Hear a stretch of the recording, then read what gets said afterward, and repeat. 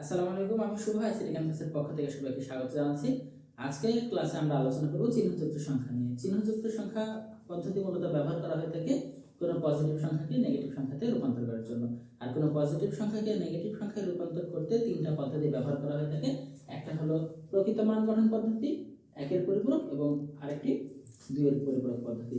তো আমরা প্রথমে দেখব প্রকৃত মান গঠন পদ্ধতি বলতে আসলে কি বোঝায়। আমরা একটা প্রশ্ন লিখে রেখেছি যে +5 এর মান বের করো প্রকৃত মান গঠন পদ্ধতিতে 8 বিট রেজিস্টারে। এখানে রেজিস্টার কি? রেজিস্টার হচ্ছে একটা মেমরি। আমরা যখন কম্পিউটারে কোনো ডেটা ইনপুট করি সেটা মূলত আগে একটা মেমরিতে স্টোর হয়, তারপর প্রক্রিয়াকরণ হয়। তো আমরা যখন +5 ক্লিক করব, আমরা ধরে নেব এটা কম্পিউটার আগে মেমরিতে যাবে, তারপরে মেমরি থেকে নিয়ে সেই ডেটাকে প্রসেস করা হবে। তো এখানে 8 বিট রেজিস্টার বলার অর্থ হলো 8টা বিট ধারণ করার মতো একটা রেজিস্টারের মধ্যে আমাদের তথ্যটা সংরক্ষণ করা হবে। তো আমরা এখানে যে 5 ক্লিক করব, এই 5টা 8 বিট রেজিস্টারে স্টোর হবে, তারপর ওখান থেকে প্রক্রিয়াকরণ হবে। তো এখানে যে বলা হলো +5 এর মান বের করো প্রকৃত মান গঠন পদ্ধতিতে। এখন +5 বলতে কি বোঝায়? এখানে +5 এর মান বের করতে হলে আমরা এখানে টোটাল 8টা বিট ব্যবহার করা হবে। বোঝার সুবিধার্থে আমি এখানে যদি 8টা ঘর আঁকাই, তাহলে এই যে এখানে এক একটা ঘর আঁকানো হচ্ছে, আমরা ধরে নিতে পারি বোঝার সুবিধার্থে এক একটা ঘর হচ্ছে এক একটা বিট রাখার জন্য জায়গা। রেজিস্টার 8 বিট রেজিস্টার 8টা ঘর, যেখানে 8টা বিট সংরক্ষণ হবে। তো আমরা যখন কম্পিউটারে 5 ক্লিক করি, তখন কি হয়?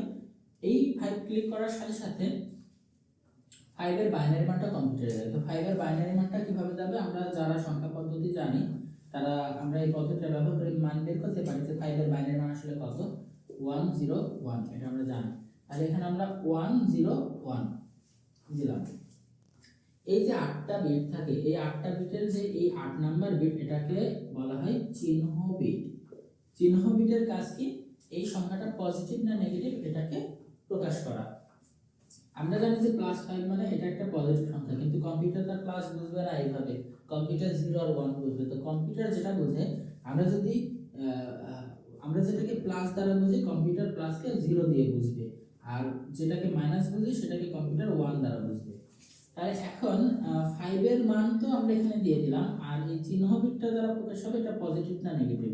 এটা যেহেতু প্লাস, তার মানে এখানে চিহ্ন বিটটা হবে 0, তাহলে বোঝা যাবে এই বাকি সংখ্যাগুলো হচ্ছে পজিটিভ। এই যে বাকি যে ঘরগুলা ফাঁকা আছে, এই ঘরগুলা 0 দ্বারা আমরা পূরণ করে দিব। তাহলে এই হচ্ছে আমাদের +5 এর বাইনারি মান প্রকৃত মান গঠন পদ্ধতিতে। আচ্ছা, এখন যদি বলা হয় -5, তাহলে -5 বলতে কি বোঝা যাবে? আচ্ছা, আমরা তো জানি যে আমরা যেটাকে প্লাস বুঝি সেটাকে 0 দ্বারা বোঝানো হয়, আর মাইনাস যেটা সেটাকে আমরা 1 দ্বারা কম্পিউটার বোঝে। তাহলে -5 বলতে আমরা এখানে এটা কি বুঝতে পারি না যে আমরা এখানে 8টা ঘর আঁকালাম, আবার বোঝার সুবিধার্থে 8টা ঘর মানে কি 8টা বিট রাখার জন্য জায়গা। তো 5 এর বাইনারি মান কত? 101।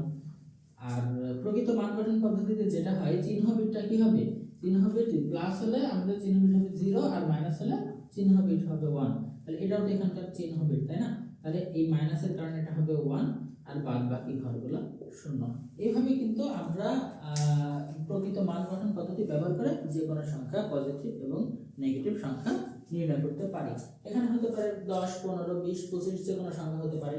আমরা যদি এখানে বলি +12 এর বাইনারি মান বের করব প্রকৃত মান গঠন পদ্ধতিতে, তাহলে কি হতে পারে? আমরা ঘর আঁকানোই লাগবে, ব্যাপারটা তেমনটা না, আমরা ঘর ছাড়াই আঁকাবো। এখানে প্লাসের কারণে চিহ্ন বিট 0 হবে, তাই না? কারণ যে বলে দিয়েছি 0 এর জন্য, প্লাসের জন্য 0 ব্যবহার করা হয়। আর 12 এর মান কত? আমরা তো বিসিডি কোড ব্যবহার করে মানটা বের করতে পারি। যেটা যেটা যোগ করে আমাদের 12 হবে, তার নিচে 1, যেটা যেটা দরকার নেই সেটা 0। তাহলে এটাকে আমরা এখানে লিখব না 1 1 0 0। তাহলে টোটাল কয়টা হলো? 4টা, আর একটা 5টা। তাহলে আমাদের কয় বিট রেজিস্টার হচ্ছে? 8 বিটের। তাহলে আর 3টা 0 দিয়ে 8টা মিলাই দেব।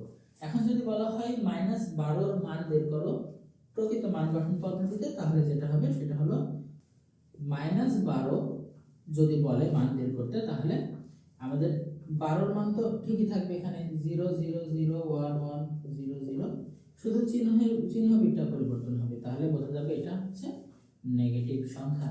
তাহলে এই হলো আমাদের প্রকৃত মান গঠন পদ্ধতিতে কোনো পজিটিভ সংখ্যা এবং নেগেটিভ সংখ্যা নির্ণয়ের পদ্ধতি যেটা ব্যবহার করা হয় সেটা প্রদত্ত মান গঠন পদ্ধতি। আগামী ক্লাসে আমরা আলোচনা করব একের পরিপূরক পদ্ধতি নিয়ে। ধন্যবাদ সবাইকে।